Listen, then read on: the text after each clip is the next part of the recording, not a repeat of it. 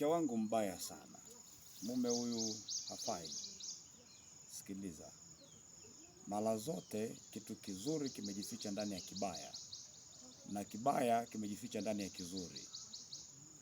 Ukumbuke jambo moja, unapoona leo watu wanafurahi, wanaishi vizuri, ujue kuna mahali wamepitia, na chochote ambacho kimefikia hatua kuonekana kizuri, basi ujue kina matengenezo, hata kimeonekana ni kizuri. Acha kiburi. Maisha yako na kile unachokitafuta ni vitu viwili tofauti. Jifunze kujikagua mwenyewe kwanza, kabla hujamlaumu mmeo, kabla hujamlaumu mkeo. Jikague mwenyewe kwanza, mimi nikoje? Alafu nataka mke wa jinsi hii, wa namna hii. Wewe umefanya yale yanayopaswa ufanye ili wewe mke awe hivyo.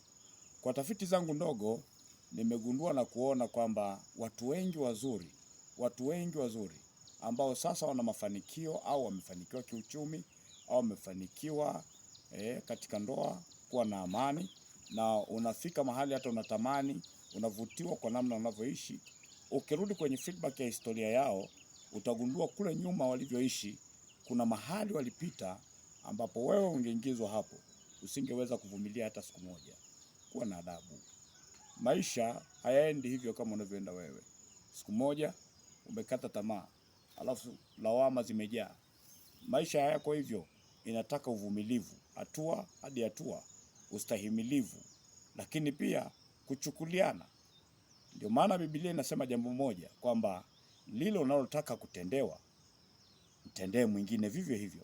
Utaona baadaye vile itakavyotokea. Kadri unavyoendelea kujifunza kumtendea mtu wema na kumtendea mtu kwa uzuri. Kama ni mume, unataka kutendewa mambo mazuri kwa mke wako, basi mtengeneze. Anza kufanya wewe kwanza.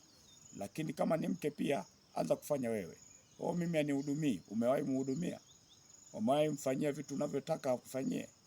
Mimi sijui anipei mahitaji, lakini wewe umeshawahi fanya. Sikiliza, unachotaka kufanyiwa, mfanyie kwanza.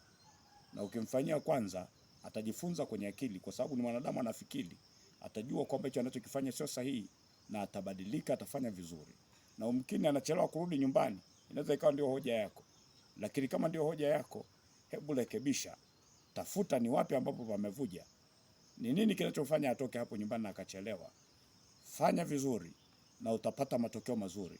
Na matokeo hayo usitarajie kwamba itakuwa ni siku moja. Inaweza ikawa ni kujirudia tena na tena, lakini baada ya muda utafurahia. Unayemtafuta mtu mzuri, hata unapomwacha huyo unajidanganya. Endelea na huyo, ni mtu mzuri sana. Ukivumilia tena hatua moja, ipo hatua moja mbele. Vumilia tena, jaribu kitu kingine zaidi, utaona matokeo mazuri.